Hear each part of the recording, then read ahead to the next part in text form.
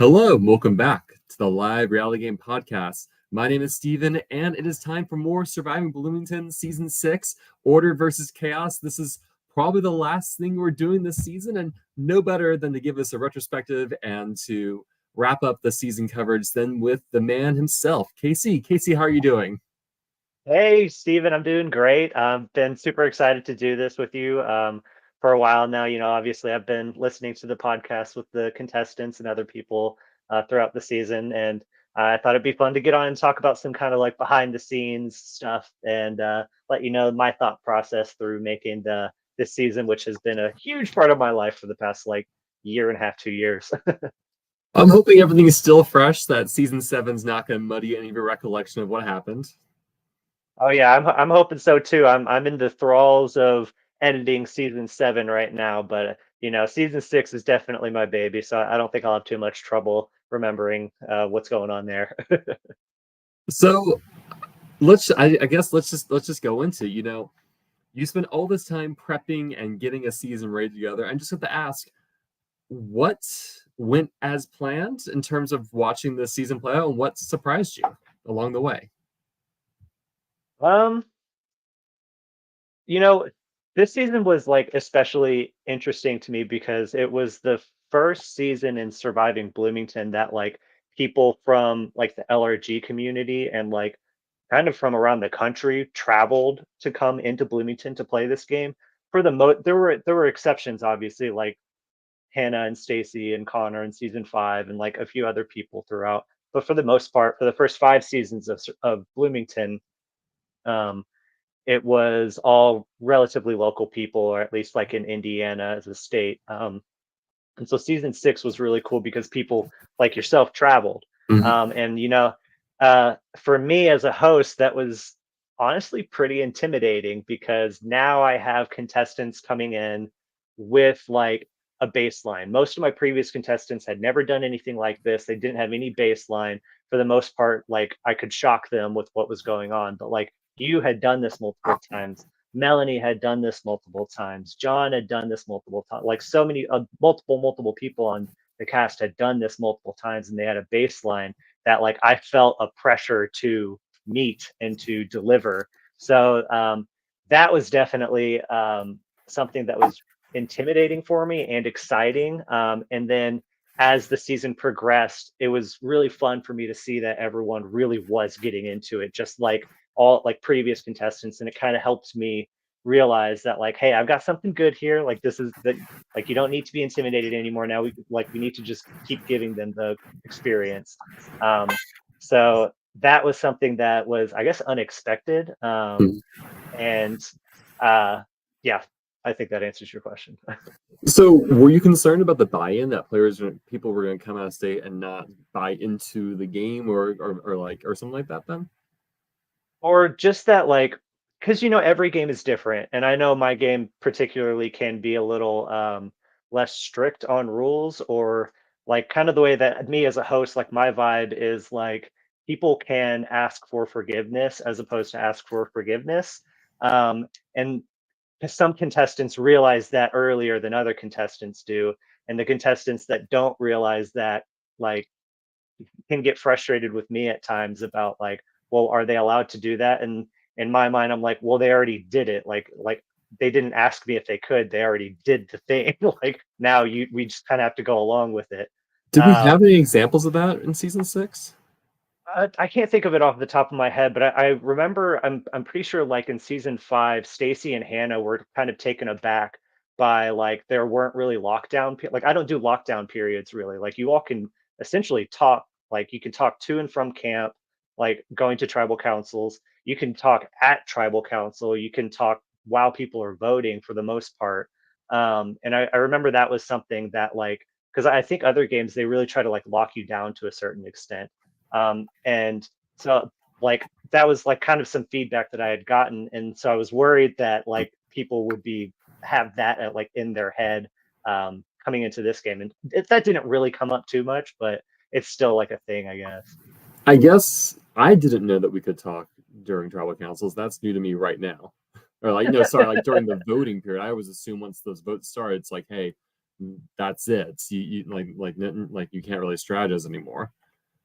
Well, that's kind of what I mean. Like to a certain, like to a large extent, I see this more. Like my philosophy behind these games, and it's ever evolving. Like you're talking to me a year and a half after we actually filmed this, so Mhm. I might have even like been saying different things back then. But like kind of my philosophy behind these games is that yes, it's a game, but it's not like a strict board game with absolute rules. It's more like I want to treat it more like a social experiment. Like Mhm. okay, these are the general parameters of what you're doing, but like people probably are going to break some rules. Mistakes probably are going to happen. And now it's up to each of you to adapt to those individual circumstances. And one example of that might be like, yeah, technically, like it would be unethical or something like within the game's parameters of the game, like it would be potentially even like poor sportsmanship. I don't even know if that's the right word to talk while people are voting.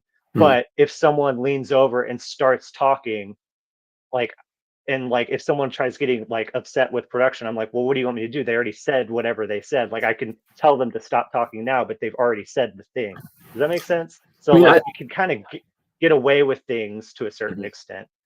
I mean, I've been on the receiving end of that, of the way voting works being weaponized against me. The first game I played, like my alliance all voted first, and everyone else hung back, changed the plan, and then blindsided someone else. And then production's like, yeah, that's not happening again.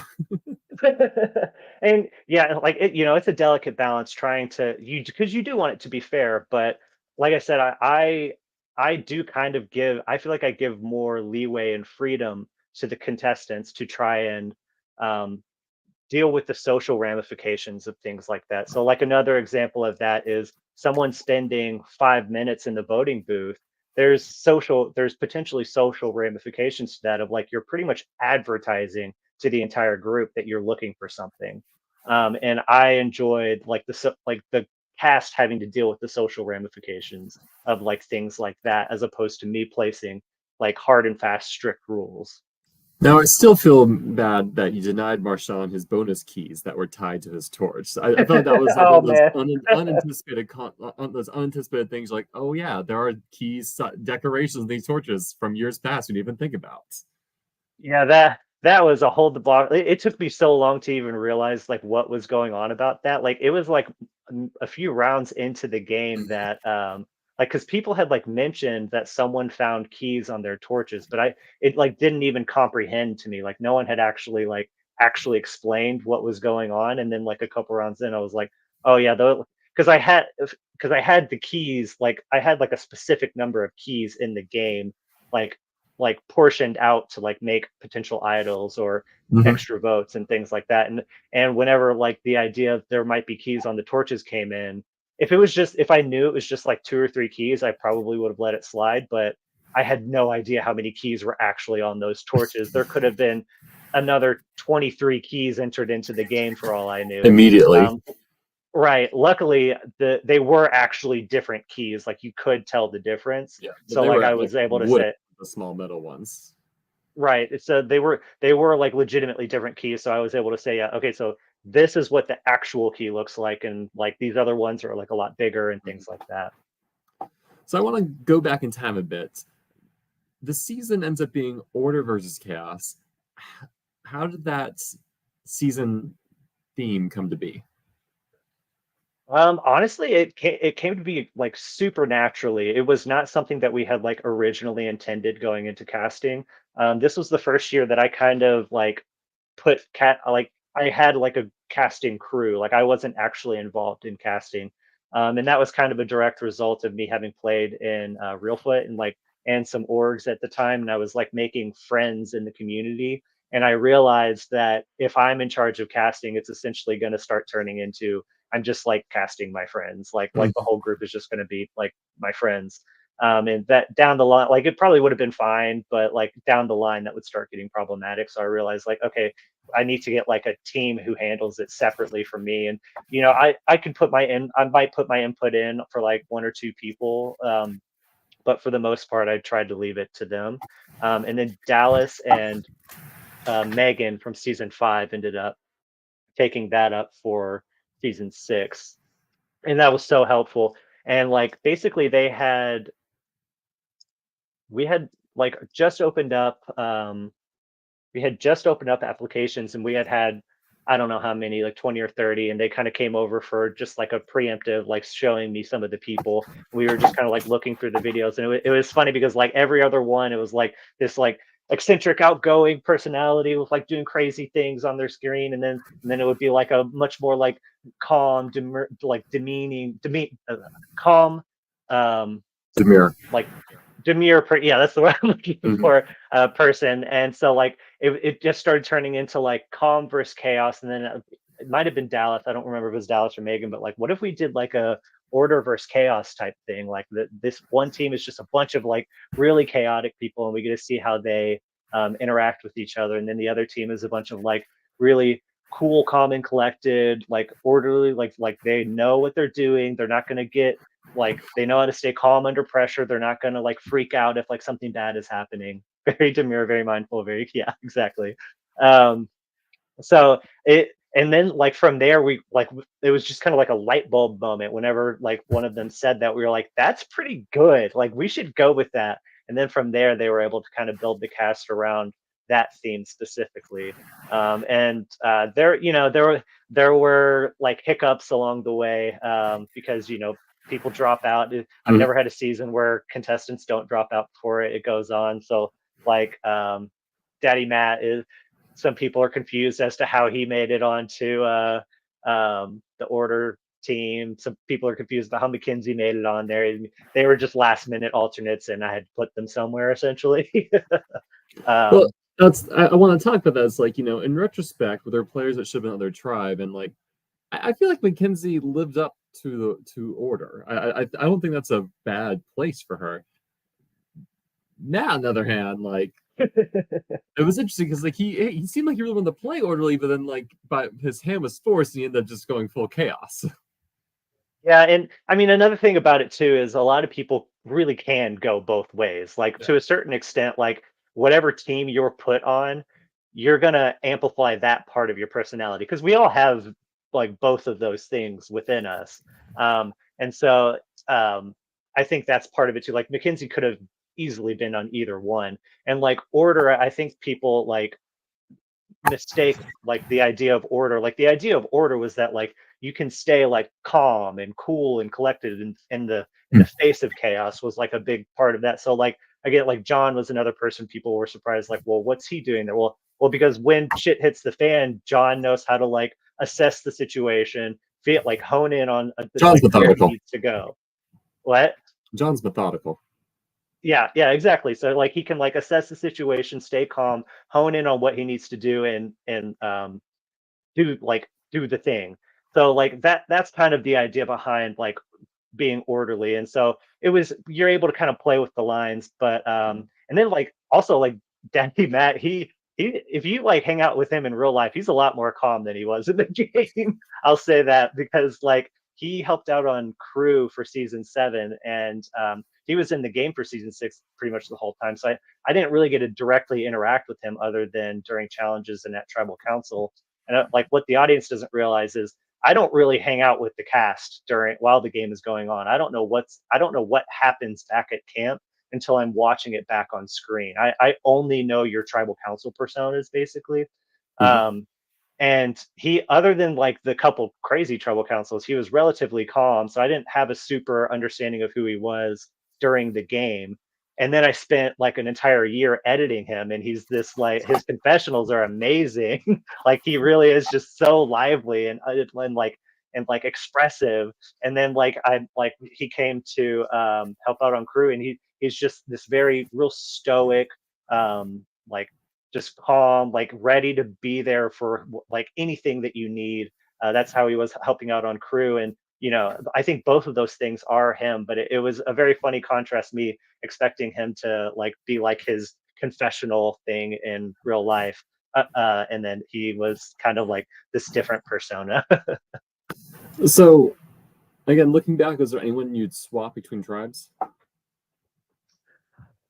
I loved the tribes. I will say that I had never, I didn't meet like basically most of you all leading up to this, because I wasn't involved in the casting. I didn't really know a whole lot of people. And I think oh yeah, leading up to the game, I wanted to put Mackenzie on Chaos and move Melanie to Order. Like I wanted to switch those Mm. two, but I had never said a single word to Melanie, so I didn't know her at all. And basically, I was just trying to get Mackenzie onto Chaos because I had talked to her a little bit, and I kind of seen that she's a comedian, so like that she could thrive in that community, Mm. a little bit more expressive.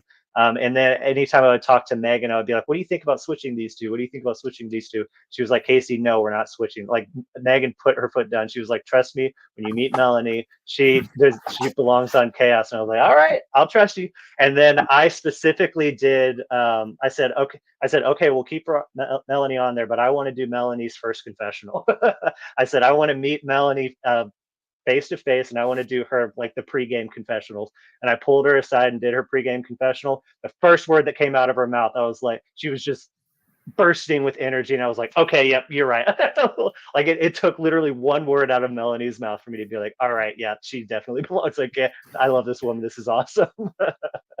So I wouldn't change anything now, but that's a funny little insight that like Megan and I like to laugh about.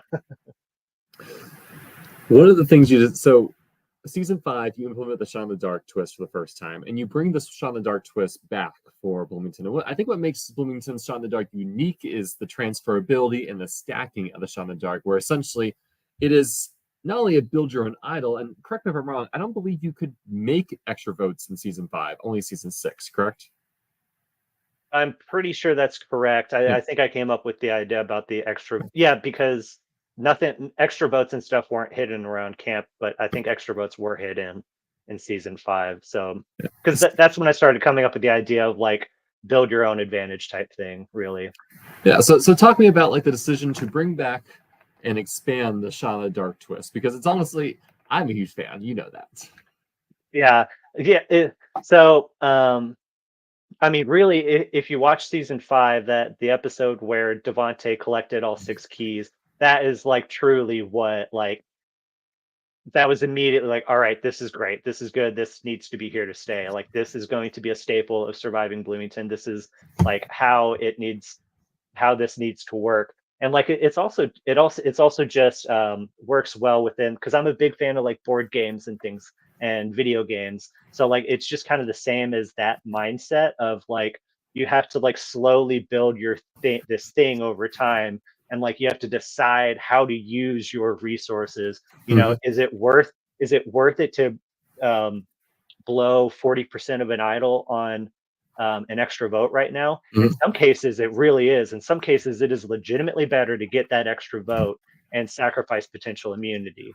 And then in other cases, like you think like, no, I might need immunity next round, or I might be able to get one more or two more keys, and I can build that thing. So it's that decision making that in the moment as a contestant you hate having to make that decision, because if it's wrong, then you just wasted 4 keys. But as a viewer and like as a host, it's really intriguing. And then even as a contestant, when you get it right, oh, it's so satisfying.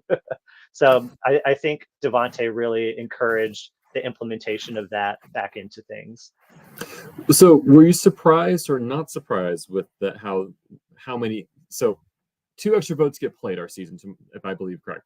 John plays an extra vote when I'm voted out, and then Rachel plays an extra vote at I forget, when Brady goes home, I believe. Were there any other extra votes played?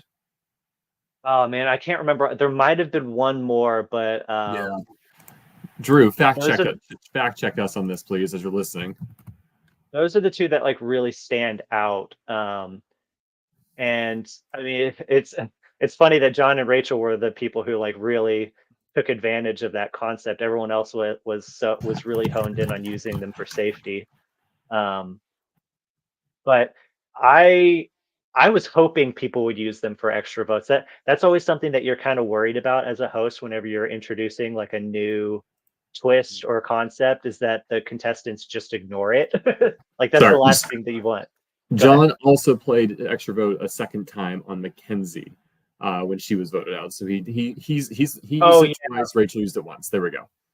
Yeah, that was like a way to kind of somewhat force Rachel's hand. Like, so if Rachel Yeah, it wasn't was in on it, insurance. then it would have been like a tie or something like that if Rachel wasn't in on it. Um, but yeah, that's something. It's definitely a worry that contestants don't play along with whatever like the twist or like the theme is.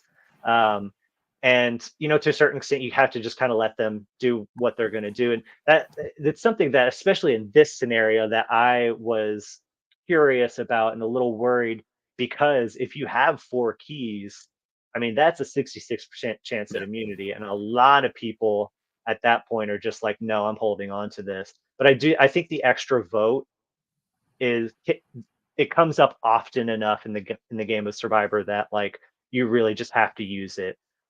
So I think that was a really happy medium that I kind of like fell upon, just because I drive a lot, and whenever I'm driving is whenever I'm like thinking about these types of things. So like that idea just kind of popped in my head, and I wrote it in a note on my phone, and I was like, that's perfect. Now the keys start really becoming currency to where you can buy other things beyond just immunity.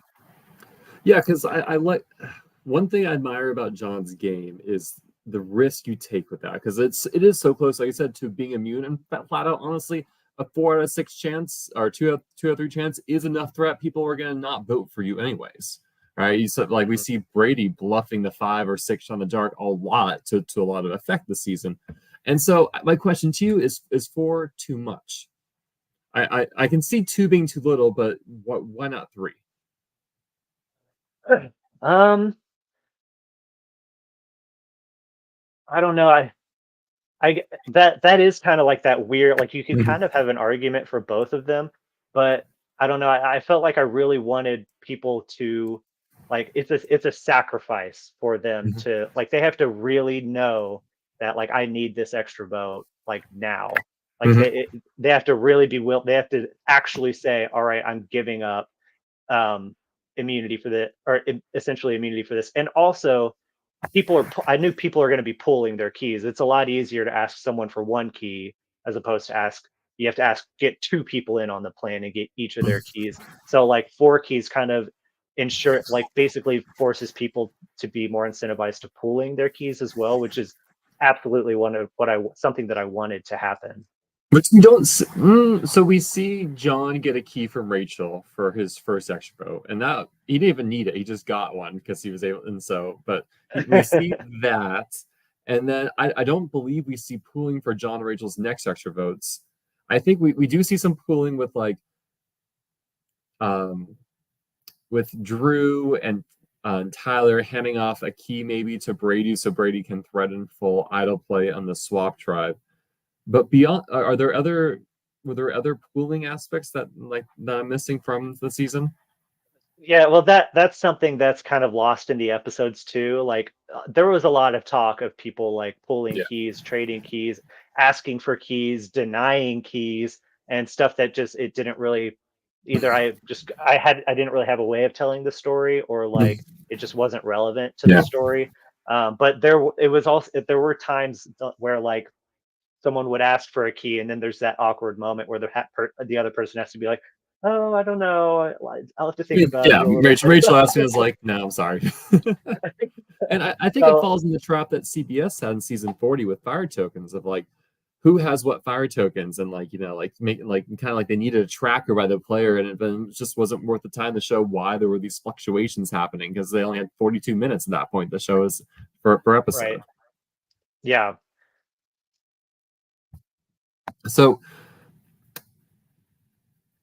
let's talk about the bounty twist because that's the other big twist of this season. Tell me about the genesis of that. Okay, so I love this, but I know contestants don't like it, and I know if I were a contestant, I would not like it. Yeah. But I love the bounty twist so much. I think it is so like fun and funny, and basically where it came from is do you know the game Assassin's Creed? I know the game, but I haven't played it. Okay, so I grew up playing this game called Assassin's Creed. And it was one of my favorite franchises growing up. And on one of the games, it was like Assassin's Creed 3 or something a long, long time ago. They had a multiplayer version, which was essentially what Bounty Hunters is directly inspired from. And you would go in and you were given a target that you have to hunt, and one you knew that one other person was hunting you, and there were like hundreds of non-playable, just like computer characters walking around the map, and you had to try and blend in with all of the computer characters, and then you would have to try and like notice when someone was doing something that a computer like out of the ordinary, and it was like obviously a real life human, and you would have to figure out if that was your target, and it was like this race to catch your target before you were caught. And I had been thinking about like, I just love that concept. It was one of my favorite like multiplayer games ever growing up. I'm sad that it never really took off. um, and so I had been thinking about this idea of implementing that into Bloomington for a while now. For a long time, I thought about just making it like a singular advantage thing. Like you find a scroll out in the woods and it says, pick a target. If you can get this target out, then you get an extra vote or something like that. And then I just kind of, I don't even remember exactly why or how or when I decided I was going to do it in season 6, but um, I decided to just make it like that is like one of the overall twist of the season. And then it makes sense because the key things, people can collect multiple keys. It makes sense if you hit your bounty, you now get to collect on a bounty. And since a currency has been implemented into the game through season 5 Mhm. now, through these like shot in the dark / safety keys, it makes sense that you get to collect that currency if you get your bounty. So it all just kind of fell into place in a really um, pleasing way in my mind. So I Mhm. thought it was cool and I loved it. Danny also very much loved the twists. Um, I'm curious, like, if you did this again, would you still have the ability to pull your own name? Would you make it so like you can literally not pull your own name, so that you would shuffle and make sure the person couldn't get their own names? So they don't have the safety available to them. Well, speaking of Danny, I will say one thing specifically is that they gave me advice because in your all's game, like I had like rips, I had all of your names were like printed onto a piece of They paper, and I memorized had what they like, look like. yeah, Danny had memorized because they drew their name first.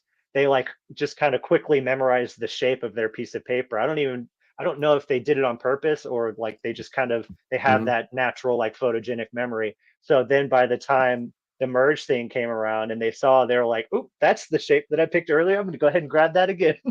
So I will say in season 7, I took that to heart and I made sure all of the plaques were exactly the same, so people could not figure out if they were going to draw their name again. So I guess spoiler: Bounty is coming back for season 7. Yes, bounties are here to stay. So if you're applying for Really? Surviving Bloomington, you better be prepared for bounties because bounties and safety keys are probably going to just be because for me a large purpose of implementing these twists is that contestants evolve them over the time. Like, Mhm. can you imagine if the hidden immunity idol was only used in the first 2 seasons of the hidden immunity idol? It didn't get awesome until like 5 or 6 seasons later, that really Mhm. like when contestants actually started figuring them out.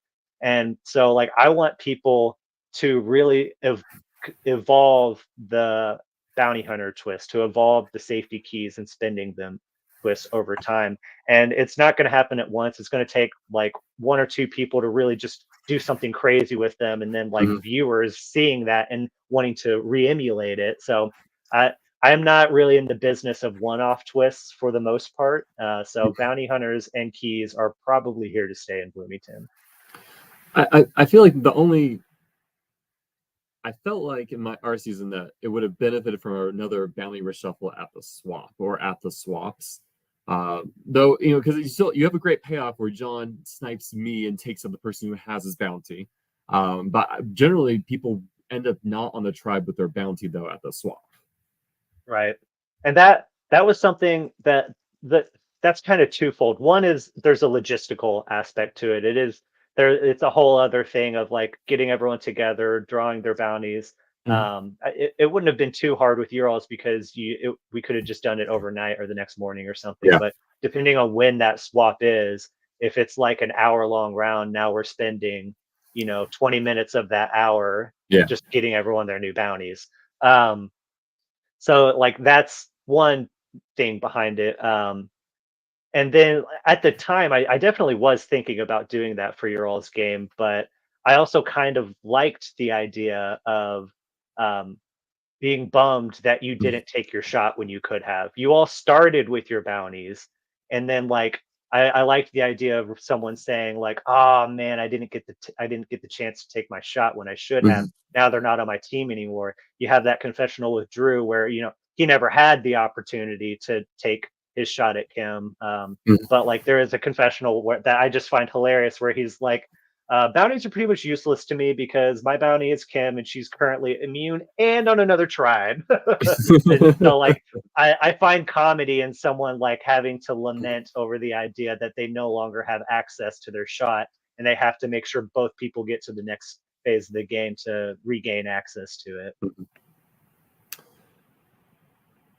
To my understanding, there were no idols placed in the pre-merge and only hidden at the merge. Is that a staple, or is that a feature of season 6? Um, for now, I'll say it's a feature of season 6 ish. That's relative to change depending on what types of other twists I do. Um, I will say I specifically put access to like enough keys to build an Yeah. idol. Like that was the idea for you all at least. Is there were I think you all had access to like 8 keys to being found. So along with the keys you all started with, you could theoretically build an idol, and it Mhm. actually worked out perfectly because in the end, technically, like 3 idols worth of keys were actually played for safety or something like that. Like Mhm. it actually worked out really well. Yeah, and which I honestly didn't miss it pre-merge because like I can't find anything, so I was like, hey, this works for me with like it's kind of a build your own. So that's what it made it surprise when there was an idol later on that was found. Um, That might be some of my own player bias coming into because I also suck at finding things. So I might be I'm more in favor of not having to worry about idols in the beginning, whereas if someone's crafty and cunning enough to build 6 things into one, then all right, sure, you totally beat me there. when you open the season, you tell the cast that prepare for a brutal pre-merge. Uh, Talk me through the design for the pre-merge and what you liked and maybe what you maybe do differently. So it's so funny whenever I said that. It was a little bit of an intimidation factor on the cast. I wanted you all to like get into this mindset that this was going to be tough. I wanted to like intimidate you a little bit, but I had said that, and it's funny how it was so drastically different for each group, the red group and the blue group, because you like at least in the behind the scenes stuff, not all of this made air, but there would be conversations on the blue side where they're all like, "Man, he said this was going to be brutal, and he was right. This sucks." And then you cut over to the red side, and they're all like, what was he talking about? Brutal? This is the easiest game I've ever played." It's because like one team kept going to tribal Well, council. I feel like the brutality is more of that swap where we swap, we have a night, we're like, yeah, we're gonna win, and then you get like, nope, we're all 3 tribes in the tribal council, and then 2 more tribes in the tribal council, like, oh shoot, we are accelerating through this pre-merge, and then there's a final swap after that, like that. Because I think everyone's like, okay, there's 10 people left at this point. Surely we're merging. No, we're not. Yeah, the idea of brutal behind it, I think whenever you initially hear that word, you think of like physically brutal, but that's not what I was talking about. I was talking about game Yeah, mechanically brutal. yeah. So yeah, it was like there's multiple swaps that you're gonna have to deal with. There's games out there where people can walk to the merge. You can win every single challenge to the merge. You see people on CBS Survivor who just win their way to the merge, and they're like halfway through the game and they've never even been to a tribal council. Yeah, I agree. I'm getting there, Danny. And so, like that is something that it was not going to be a thing. Whoever makes it to the merge will have all been to multiple tribal councils. They will have their sword bloody, like bloodied and dirty.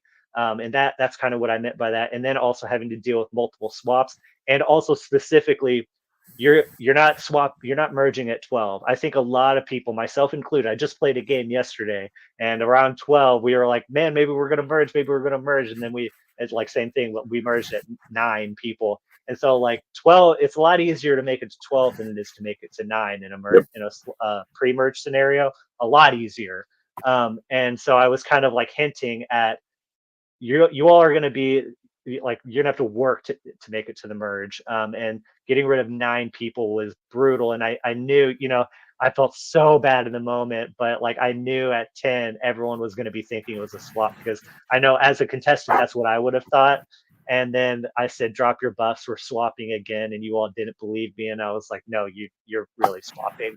Oh man, but I felt so bad. I even, like, the next morning, because all of that stuff happened with Kim, and like they were all so upset whenever I got there the next morning and I went into camp, and like just their faces were just Mhm. drowned in sorrow. I think I might have even said this to them, but I remember in the moment at least thinking like, dang, I should have made them.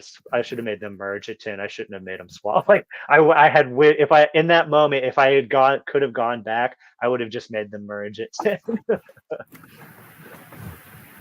Redemption is another staple of Surviving Bloomington.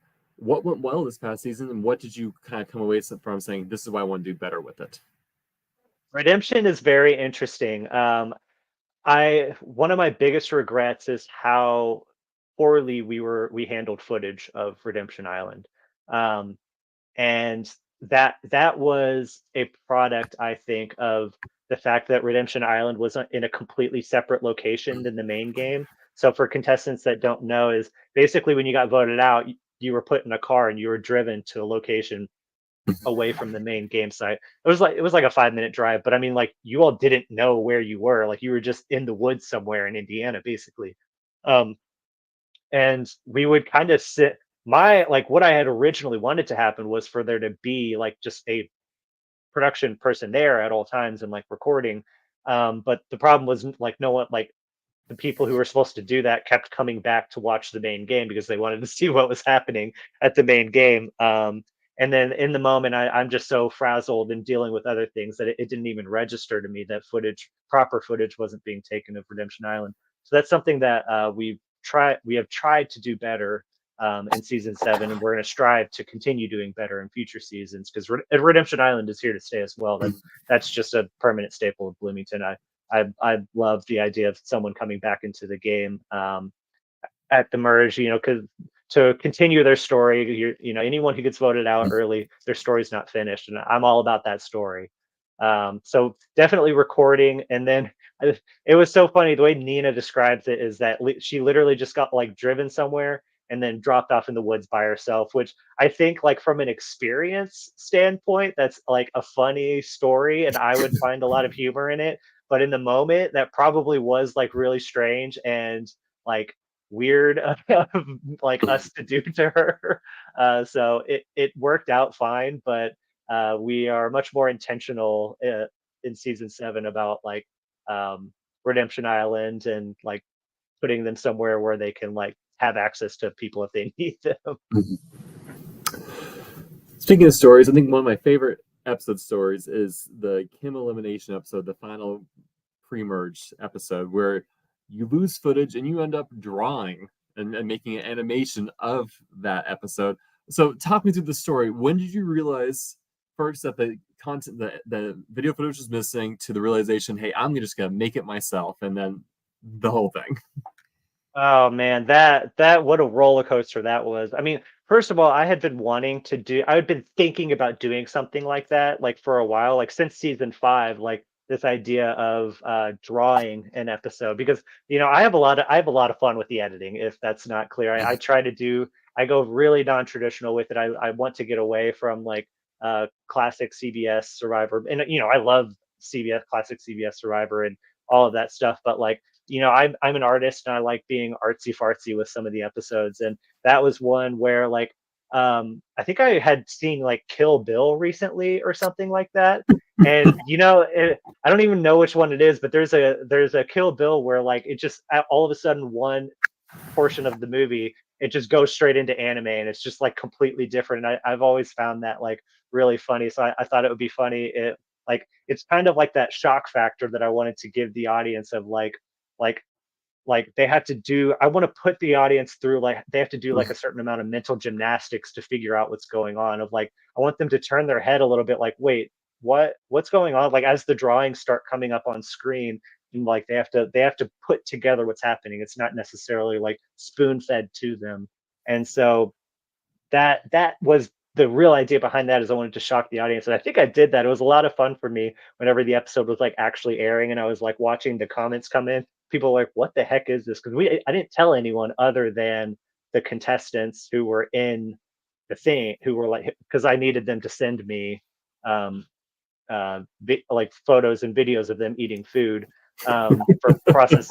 So for people who don't know, basically we lost the footage of a food eating challenge for that day, and we lost the footage of the second Well, swap. Well, it was just gone. And oh man, that's the worst part. Like anyone who makes these games knows the agony of realizing that you lost footage, or that files got corrupted, or just something like completely beyond your control. And that, I mean, that's a whole portion of an episode. Like there were other times where footage was lost, but I was able to make it up like like confessionals and other rounds and things like that. But like this was one situation where it was like, I don't have anything, I have no way of telling this story. But then I was like, wait a second, I've wanted to kind of do this. Maybe I should just like, make an omelet out of eggs here, broken eggs here. And so I decided to like, I'm just going to get them all to send me videos of them eating food with like really like drastic facial movements, so I could kind of get like references. And then I just kind of started drawing, went to town. And it took forever getting the drawings made, speeding it up to the right speed, to a speed that people wouldn't be bored watching it, and then putting it to music to where like the music kind of fits like what's going on. There's like circus music, best omelet ever. Yeah. And then it was also even fun for the people that knew, like Rachel sent me videos and stuff, like her kids took videos of her like eating food, and like I even knew like the contestants had no idea like what this is actually going to turn out like. So it was, I imagine, a lot of fun of like watching like essentially like a comic book being drawn of them in real time over the course of like 15 minutes. so like you said, when you're hosting, you're in host mode. You're not interacting with the players. You're probably seeing and understanding very little of the game, and then when you go and edit, you're probably discovering a lot of things that you just no idea about. What were some of your favorite discoveries or storylines that emerged as you're going through the content? Oh man, that's a tough story. I mean, Banana Gate was a lot of fun. Marshawn was hilarious with that, or that Drew was hilarious with that. But like, so the Marshawn storyline about Marshawn being like upset about the swap, and like he was real upset about the bananas, and there was like this whole storyline of like Red complaining about the bananas, and then like again, I didn't even know what happened with the bananas. I even remember being out there not understanding, like those questions I was asking you all, I was like legitimately trying, like, what are you talking about? Y'all lost bananas, and why are you so upset about bananas? Like it's like three bananas and you all were allowed to bring food in your bag. Like, why are you so upset about bananas right now? um but I mean, there is a primal instinct out when you're out there of like, this is mine and someone took it, and I now have a reason to be mad at you, and I'm going to figure out who I get to be mad at. So Banana Gate was a lot of fun. And yeah, so like I was going through all the footage, I was like legitimately trying to track down what happened to the bananas. And so like I like in real time as I'm going through it, I am like looking through all the footage, and then I finally get to that confessional of Drew, and he's like, "Oh, and by the way, I took the bananas." I just started cracking up, and that's how I knew I was going to put that in the episode, like just kind of like ending out either the episode or a confessional. So Banana Gate was like on the funny side, and then on the emotional side, I loved the Rachel and Mackenzie uh, Mhm. storyline. That episode is one of my favorite episodes of the entire season, where it's just like they're both like they had only known each other like in real life for like 3 days up to this point, but they had actually built like a strong connection through like the rainstorm.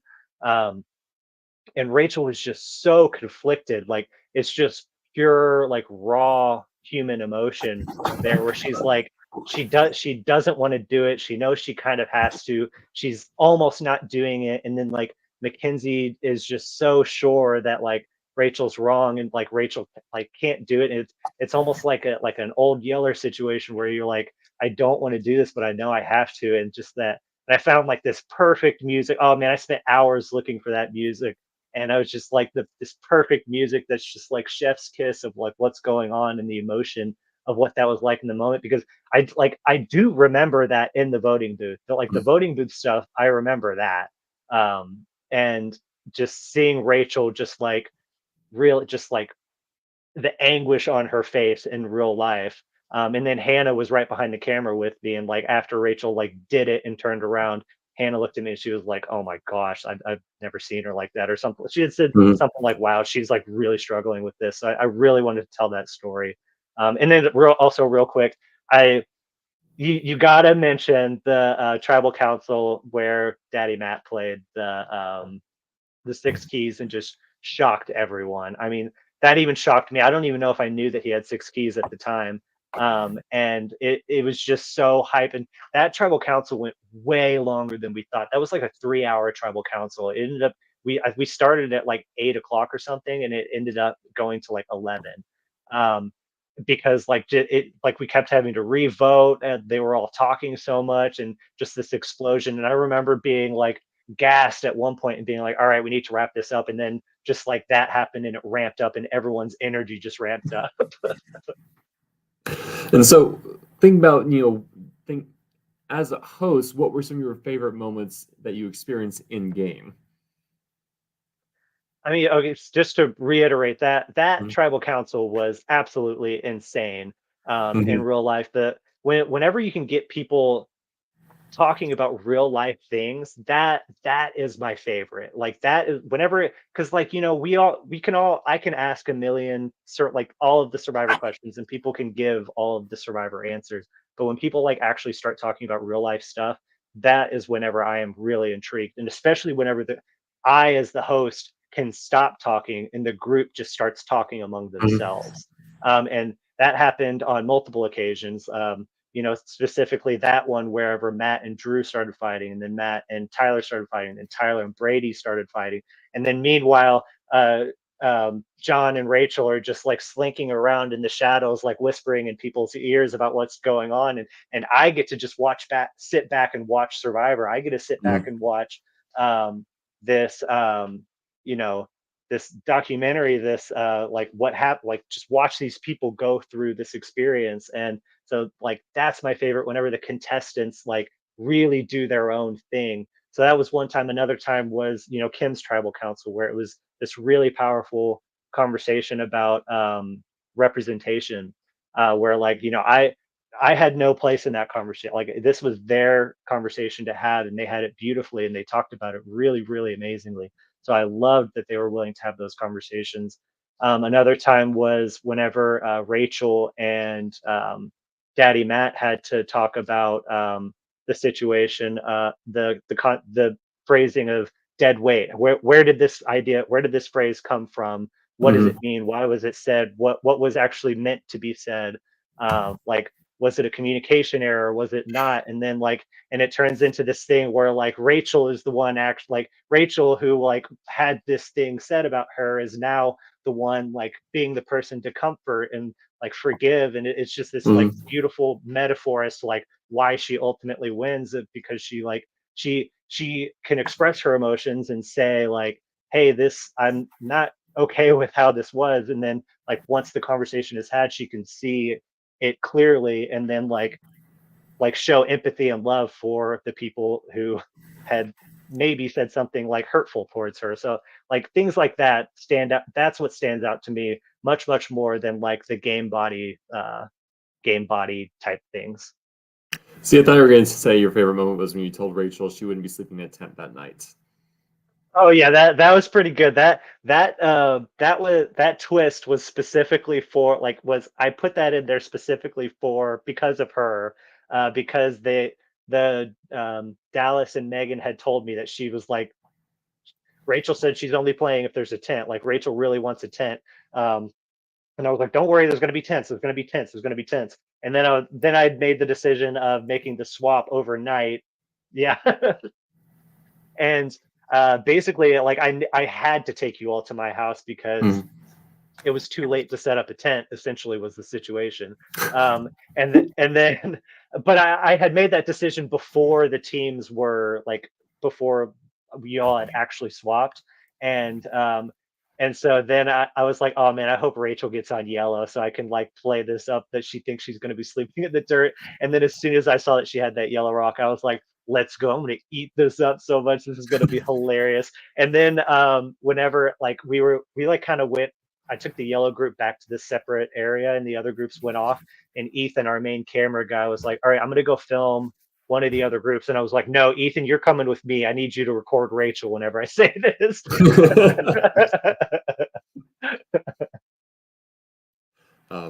So going from season 6 to season 7, was there anything you were so you kind of were talking about redemption and getting things filmed redemption? Was there anything else you were looking to change or do differently or experiment with?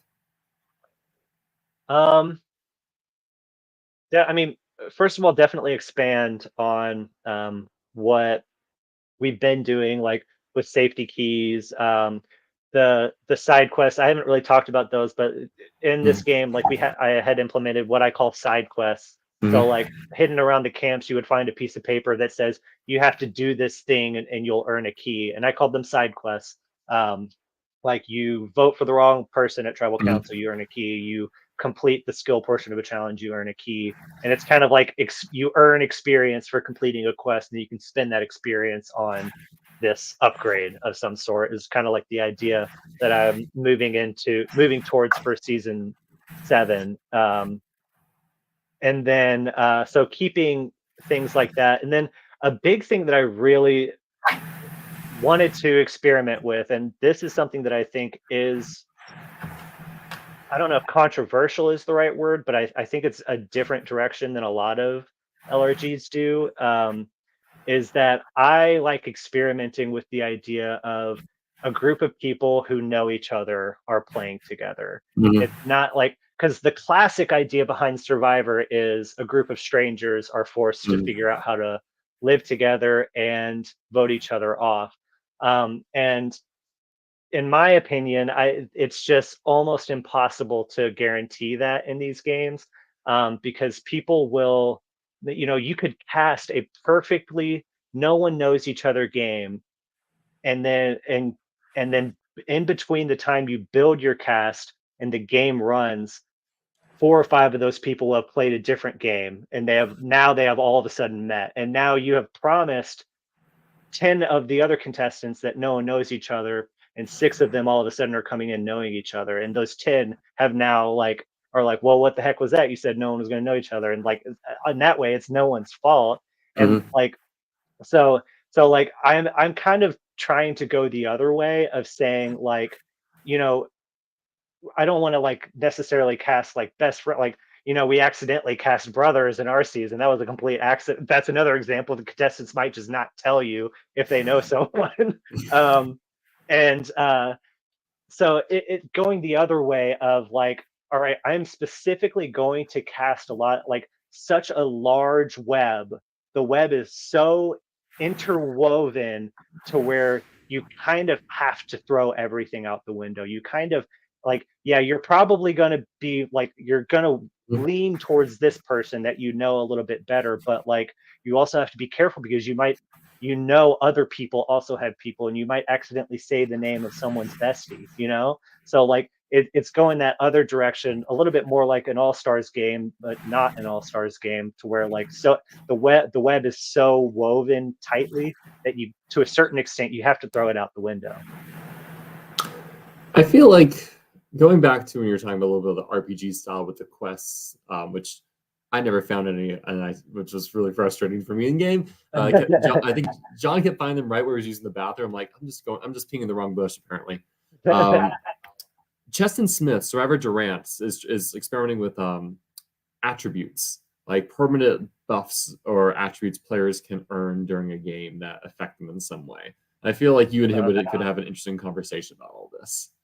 Yeah, it's very D&D-esque, and like kind of like where I got that from was from playing orgs online. Like I realized like this feels like a D&D right now, because orgs will do some crazy things. Online reality games, they'll throw in a bunch of like crazy things like that, and it feels like you're like a dungeon master, just like throwing things at.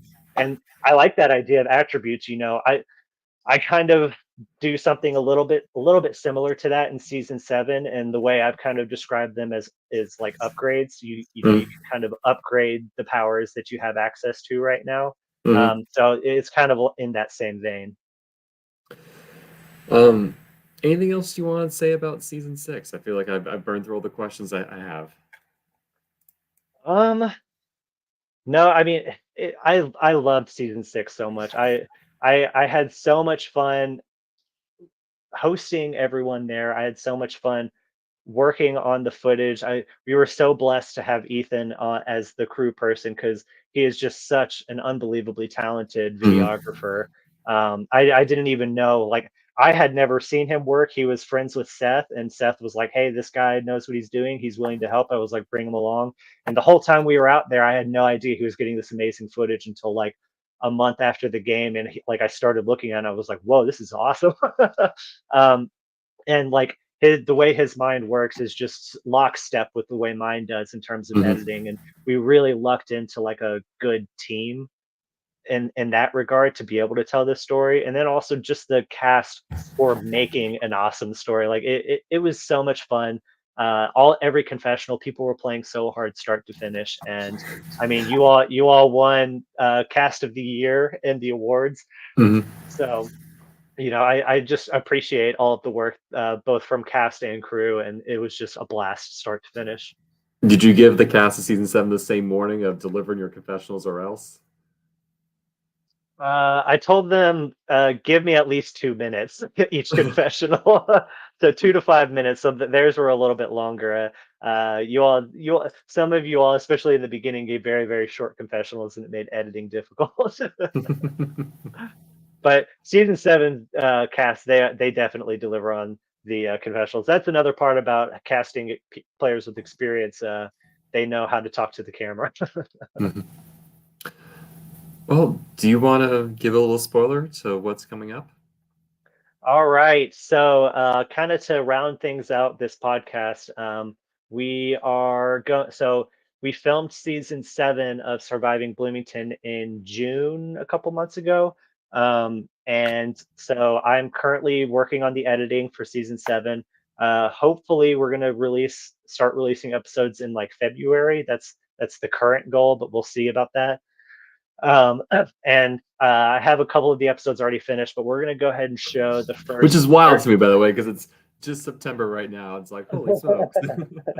But we're going to show the first 13 minutes of episode 1 of Surviving Bloomington season 7. So you all will get a taste of this cast. You'll get a taste of Mhm. some of the new things we're going to be doing, and you'll get a taste of um, some more of my editing and how I'm going to be kind of working on editing this season.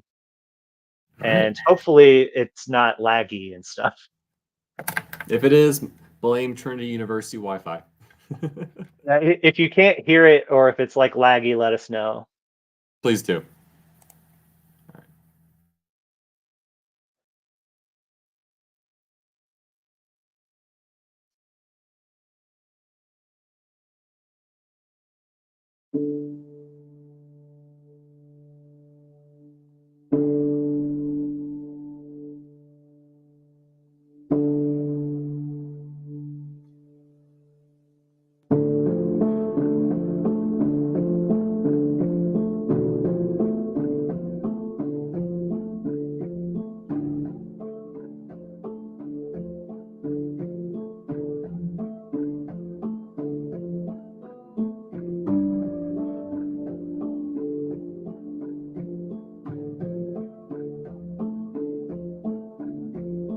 Action. And for all of your answers, deliver them right to the lens. Are you asking me questions or am I saying? Hey guys, this is Carlos. I'm here to play what season is this? Season 7. I think my plan is going to be to suss out who I can connect with on an energy level. I gravitate to people that I want to be friends with, establish a relationship with somebody that I can trust, that not necessarily that I share information with, but that they will share information with me, because I watched last season and the keys came into play a lot. So if I can find someone to make that bond of like, if we need to share keys, if we need to share clues, I have that person locked up early on as possible. That's going to be amazing. All right. Hello, everyone. Congratulations. You are officially our Season 7 cast. I have to say, I am so unbelievably excited about this season because we've put a lot of work into it. A bunch of people have come in and help out on crew. We put a lot of work into finding all of you specifically. We wanted the most outgoing, charismatic people who are going to create an explosive game for us. So I'm Mariah Sharon. I am a 50-year-old mother, a boy mom of 2. Here from Noblesville, here to play. At this moment, I didn't sleep last night. I'm exhilarated. I'm nervous. I'm tired. I need some coffee. But I'm ready. And that's all that matters. When I played before, I never came to win. I came to play. And there's a big difference. You come to play, you're going home. You come to win, you're going to last a little bit longer. So I came to win today.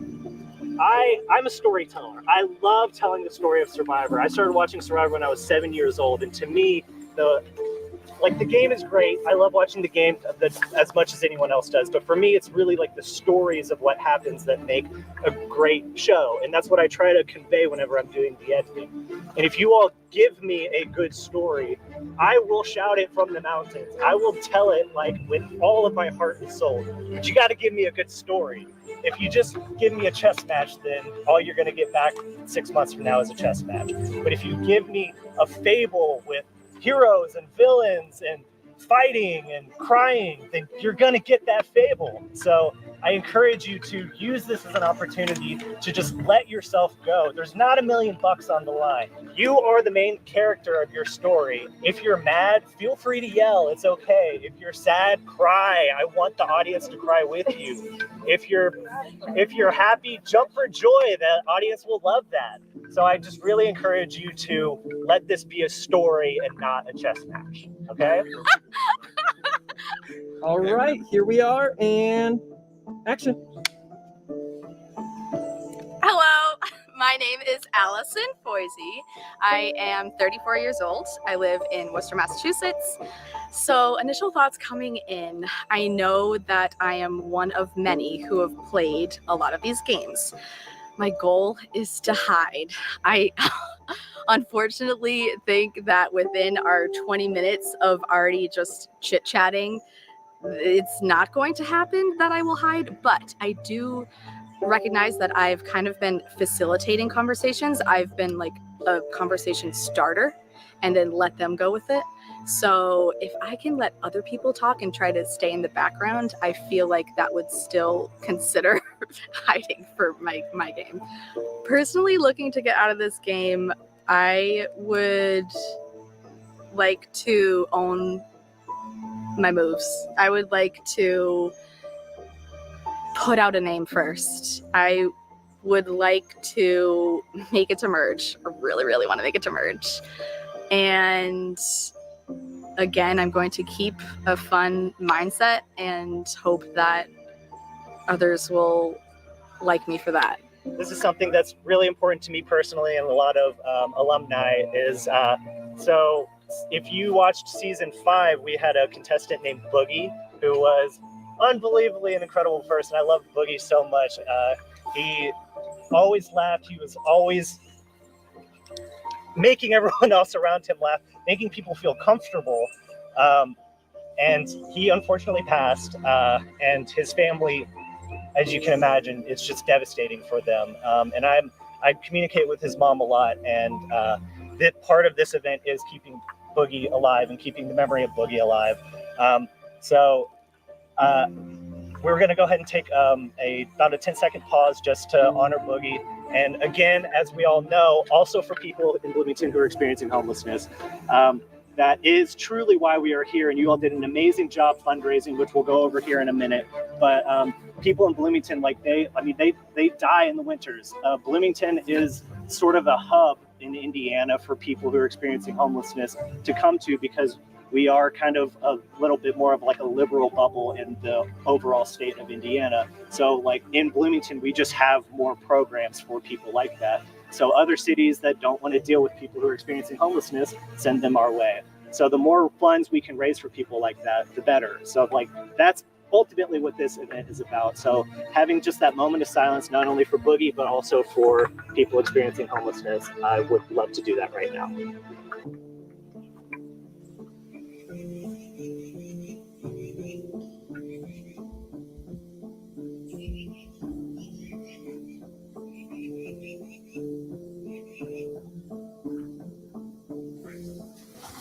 All right. Thank you all very much for that. I really do appreciate it. Like I said, there's a lot of heartache in the world, and we're here to try and turn some of that around as best as we can. And with that, do you all want to see what your teams are? Yeah! All right, so you can come on over here.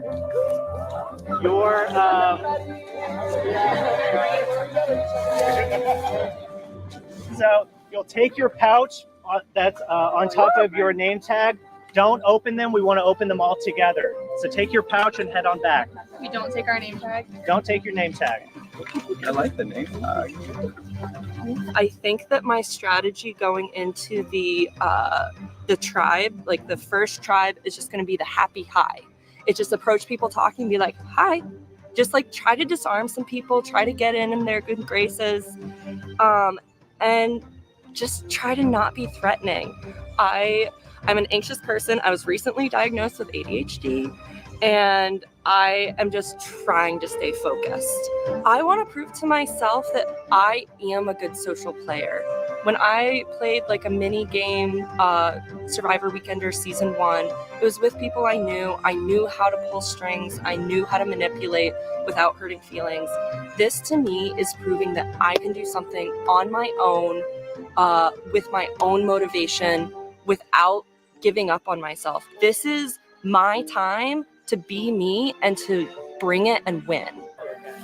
All right. Y'all ready? All right, you can go ahead and unwrap them and see what team you're on.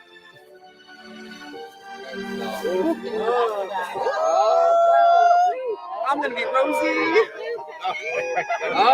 Still happening. All right. If you're on the red team, come over here. Blue team over here. Hey, smoking hot red. So these are our two teams. In red, we have Team Hospitium. And on blue, we have Team Dignitas. You all are our mischief makers. So a new mechanic is in the voting booth. You are allowed to spend 2 keys to purchase a power of mischief. You will not know what the powers of mischief do until you buy one. This is Surviving Bloomington Season 7, Mischief Makers. You all have a lot to talk about. You can grab your stuff and head on out. And then I have another one, but yeah. Are those your thoughts? I have to. Maggie. No, you're good. Maggie. Mariah. Maggie.